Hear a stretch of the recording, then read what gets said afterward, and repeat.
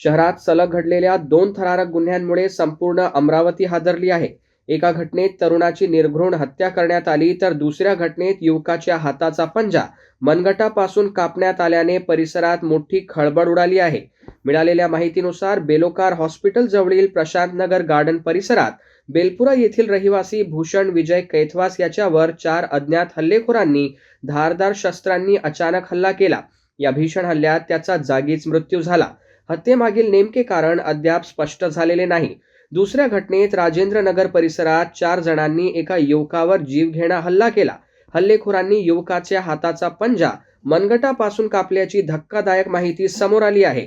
गंभीर जखमी अवस्थेत त्याला जिल्हा सामान्य रुग्णालयात दाखल करण्यात आले, मात्र उपचारादरम्यान त्याचाही मृत्यू झाला. या सलग घडलेल्या 2 घटनांमुळे पोलीस प्रशासन सतर्क झाले असून घटनास्थळी मोठा बंदोबस्त तैनात करण्यात आला आहे.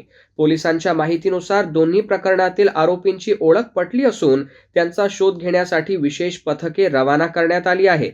आरोपींना लवकरच अटक करण्यात येईल असा विश्वास पोलिसांनी व्यक्त केला आहे.